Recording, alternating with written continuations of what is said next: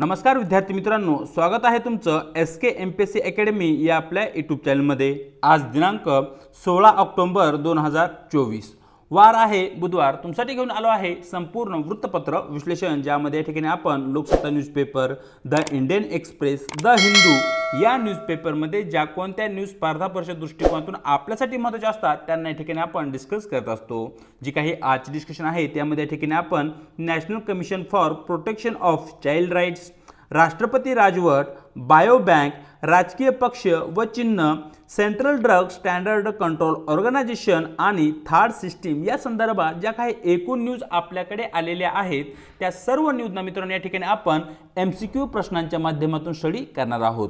चला तर जी काही आजचे आपले डिस्कशन आहे त्या ठिकाणी आता आपण सुरुवात करूया।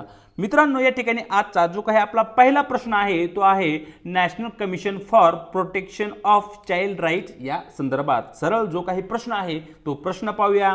National commission for protection of child rights च्या संदर्भात खालील विधाने विचारात घ्या, ज्यामध्ये विधान क्रमांक 1 हे भारतातील बाल कामगार कायद्याचं नियमन करते। नंबर 2 चे विधान, भारताच्या राज्यघटनेतून अधिकार प्राप्त होतात। वरीलपैकी कोणते विधान बरोबर आहे अशा प्रकारचं मित्रांनो या ठिकाणी आपल्याला प्रश्न विचारण्यात आलेला आहे।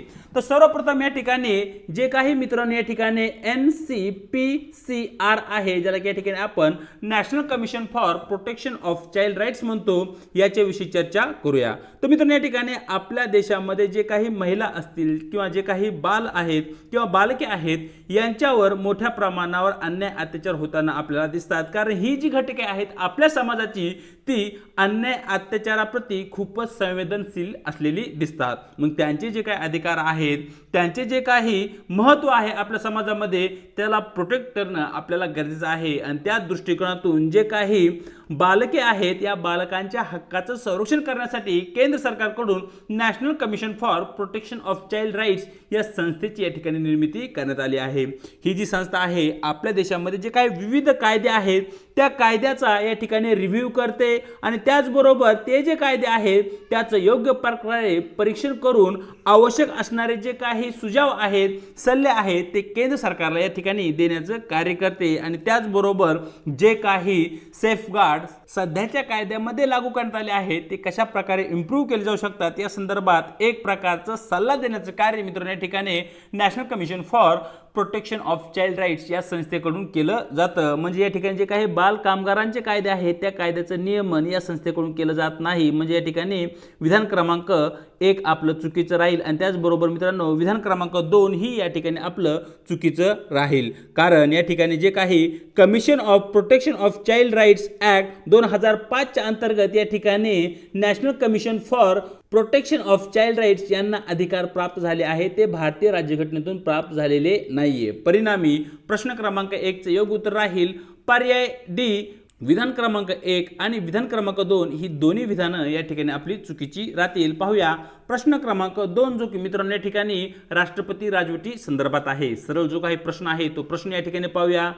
राष्ट्रपती राजवटीच्या संदर्भात खालील विधाने विचारात घ्या, ज्यामध्ये विधान क्रमांक 1 हे भारतीय राज्यघटनेच्या कलम 356 नुसार लागू केले जाऊ शकते। नंबर 2 राष्ट्रपती राजवट राज्याची विधानसभा आपोआप विसर्जित होते। नंबर 3 राष्ट्रपती राजवट राष्ट्रपती राज्याचे कार्यकारी अधिकार घेतात। वरीलपैकी कोणती विधानं बरोबर आहेत अशा प्रकारचा मित्रांनो या ठिकाणी आपल्याला प्रश्न विचारण्यात आलेला आहे। राष्ट्रपती राजवट म्हणजे काय हा पॉइंट सर्वप्रथम आपल्याला माहिती असणं आवश्यक आहे।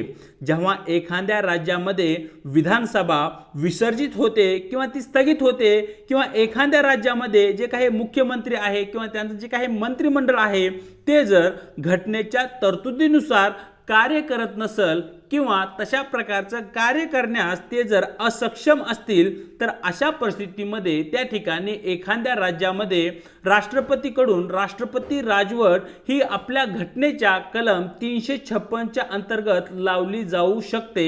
म्हणजे त्या ठिकाणी विधान क्रमांक 1 आपलं अगदी बरोबर आहे। जेव्हा एखाद्या राज्यामध्ये जी काही राष्ट्रपती राजवट आहे ती लागू होते तेव्हा त्या राज्याची जी काही विधानसभा आहे ती विधानसभा मित्रांनो या ठिकाणी एक एकतर विसर्जित होऊ शकते किंवा ती या ठिकाणी काही कालावधीसाठी स्थगित केली जाऊ शकते. म्हणजे या ठिकाणी विधान क्रमांक 2 आपलं चुकीचं राहील, आपोआप या ठिकाणी विसर्जित होत नाही. ती एकतर विसर्जित होऊ शकते किंवा त्या ठिकाणी स्थगित होऊ शकते. नंबर 3 चे विधान बरोबर राहील. एखाद्या राज्यामध्ये राष्ट्रपती राजवट लागणं याचा अर्थ त्या राज्याचे जे काही कार्यकारी अधिकार आहेत ते कार्यकारी अधिकार या ठिकाणी आता राष्ट्रपतींच्या हाती येणं, त्या ठिकाणी जे काही प्रशासन आहे ते प्रशासन आता राष्ट्रपतीकडून पाहिलं जातं किंवा त्यांचे जे काही एजंट्स असतील त्या एजंटकडून ते पाहिलं जातं. म्हणजे विधान क्रमांक 3 अगदी बरोबर राहील. प्रश्न क्रमांक 2 योग्य उत्तर राहील. पर्याय सी वरील विधानामध्ये विधान क्रमांक 1 आणि विधान क्रमांक 2 आपलं अगदी बरोबर राहील. पाहूया प्रश्न क्रमांक 3 जो की मित्रांनो या ठिकाणी बायो बँक संदर्भात आहे. सरळ जो काही या ठिकाणी आपला प्रश्न आहे तो प्रश्न पाहूया. खालील विधाने विचारात घ्या ज्यामध्ये विधान क्रमांक 1 बायो बॉक्स, ज्याला की या ठिकाणी आपण बायो बँक असं म्हणतो, हे रेपॉझिटरी आहेत जेथे रक्त, DNA, पेशी, उती आणि अवयव सारख्या जैविक नमुन्यांच्या अनुवांशिक डेटासह ते संग्रहित करतात. नंबर 2 सध्या बायो बँकचे नियमन करणारी कोणतेही कायदे किंवा मार्गदर्शक तत्त्वे भारतात नाहीत. वरीलपैकी कोणतं विधान बरोबर आहे ते मित्रांनो या ठिकाणी तुम्हाला प्रश्नामध्ये विचारण्यात आलेलं आहे. तर मित्रांनो या ठिकाणी तुम्हाला माहिती असलं पाहिजे की बायो बँक्स म्हणजे काय. ज्या प्रकारे आपल्याकडे बँक्स असतात ज्या ठिकाणी आपण पैशाची ठेवण किंवा त्या ठिकाणी पैसा आपण काढू शकतो, अगदी त्याच प्रकारे या ठिकाणी जी काही बायो बँक आहे ती कार्य करताना दिसते. त्या ठिकाणी पैशाच्या ऐवजी व्यक्तीचे रक्ताचे नमुने, DNA नमुने, पेशी, उती किंवा एखाद्या रुग्णांचे किंवा व्यक्तींचे जे काही अवयव आहेत त्यांचे जैविक नमुने मित्रांनो या ठिकाणी ठेवले जातात आणि तेही अनुवांशिक डाटासह. म्हणजे कोणत्या व्यक्तीचे कोणते नमुने आहेत हे या ठिकाणी आपल्याला कळू शकतं. म्हणजेच विधान क्रमांक 1 जे आहे ते या ठिकाणी आपलं अगदी बरोबर आहे. परंतु विधान क्रमांक 2 मित्रांनो या ठिकाणी आपलं चुकीचं आहे. आपल्या देशामध्ये जे काही बायो बँक आहे त्याचं नियमन करणारे कोणतेही कायदे किंवा मार्गदर्शक तत्त्वे आपल्या भारतात नाहीत, हे या ठिकाणी चुकीचं विधान आहे. आपल्या देशामध्ये या ठिकाणी बायो बँकचं नियमन करण्यासाठी आणि त्याला मार्गदर्शन करण्यासाठी काही नियमन तत्त्वे आहेत किंवा काही मार्गदर्शक तत्त्वे असलेले आपल्याला दिसतात, जे की मित्रांनो या ठिकाणी Indian council of medical research यांच्याकडून ते इस्टॅब्लिश करण्यात आले आहे, ज्याला की या ठिकाणी आपण नॅशनल इथिकल गाईडलाईन्स या स्वरूपात आपण पाहू शकतो. प्रश्न क्रमांक 3 योग्य उत्तर राहील. पर्याय ए केवळ विधान क्रमांक 1 बरोबर. पाहूया प्रश्न क्रमांक 4 जो की मित्रांनो या ठिकाणी राजकीय पक्ष व त्यांच्या पक्षाचे जे काही चिन्ह आहे त्या संदर्भात आहे. सरळ जो काही या ठिकाणी प्रश्न आहे तो प्रश्न पाहूया. खालील विधाने विचारात घ्या ज्यामध्ये विधान क्रमांक 1 राष्ट्रीय किंवा राज्य मान्यता प्राप्त राजकीय पक्षाकडे आरक्षित चिन्हे आहेत जी कोणत्याही मतदारसंघात इतर उमेदवार वापरू शकत नाहीत. विधान 2 चिन्ह आदेश 1968 नुसार जेव्हा मान्यता प्राप्त राजकीय पक्ष विभाजित होतो तेव्हा भारताचे सर्वोच्च न्यायालय कोणत्या गटाला अधिकृतपणे मान्यता आहे हे ठरवते, त्यांना आरक्षित चिन्ह नियुक्त करते. वरील विधानामध्ये कोणते विधान बरोबर आहे अशा प्रकारचा मित्रांनो या ठिकाणी आपला प्रश्न आहे. या ठिकाणी मित्रांनो जो कोणता पक्ष राष्ट्रीय स्तरावर कार्य करतो त्याला या ठिकाणी आपण राष्ट्रीय पक्ष म्हणतो आणि जो कोणता पक्ष राज्य स्तरावर कार्य करतो त्याला या ठिकाणी आपण राज्य स्तरावरील पक्ष म्हणतो. फॉर एक्झाम्पल आपण जर प्रामुख्याने पाहिलं तर जे काही BJP आणि काँग्रेस आहेत हे राष्ट्रीय पक्ष म्हणून यांच्याकडे आपण पाहतो आणि त्याचबरोबर जे काही राष्ट्रवादी असेल, शिवसेना असेल यांना आपण राज्य स्तरावर कार्य करणारे पक्ष पाहू शकतो. हे जे पक्ष आहेत यांना काही त्यांची चिन्ह देण्यात आलेली आहेत, जसं की BJPला या ठिकाणी कमळा चिन्ह आहे, काँग्रेसला या ठिकाणी पंजाचे चिन्ह आहे, शिवसेनेकडे धनुष्यबाण आहे, राष्ट्रवादीकडे घड्याळ आहे, अशा प्रकारची चिन्ह दिलेली आहेत. मग हे जे चिन्ह आहेत त्या पक्षाचे जे काही उमेदवार निवडणुकीमध्ये उभे राहतात त्या उमेदवारांना त्या पक्षाचे चिन्ह त्या ठिकाणी निवडणुकीमध्ये दिलं जातं आणि त्याच वेळी इतर कोणताही उमेदवार ते चिन्ह त्या ठिकाणी वापरू शकत नाही. म्हणजेच विधान क्रमांक 1 जे आहे ते या ठिकाणी मित्रांनो आपलं अगदी बरोबर आहे.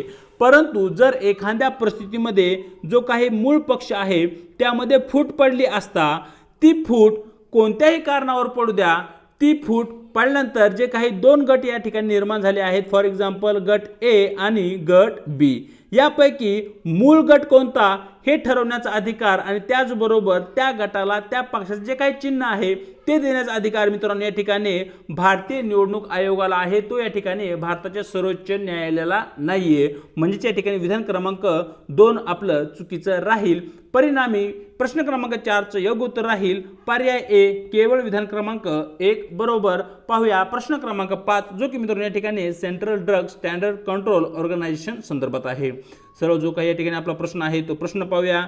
खालीलपैकी कोणते सेंट्रल ड्रग स्टँडर्ड कंट्रोल ऑर्गनायझेशनचे कार्य नाही, अशा प्रकारचा मित्रांनो या ठिकाणी आपला प्रश्न आहे. तर मित्रांनो या ठिकाणी जे काही central drug standard control organisation आहे यांचे जे काही मुख्य कार्य आहे त्या कार्यामध्ये पुढील कार्य आपण पाहू शकतो. एक म्हणजे जर एखादं नवीन औषध बाजारामध्ये येत असेल तर त्या औषधाला व्यवस्थित प्रकारे ट्रायल घेऊन त्या चाचण्या घेऊन मान्यता देण्याचं कार्य मित्रांनो या ठिकाणी CDSCO यांच्याकडून केलं जातं, म्हणजे सेंट्रल ड्रग स्टँडर्ड ऑर्गनायझेशन यांच्याकडून दिलं जातं.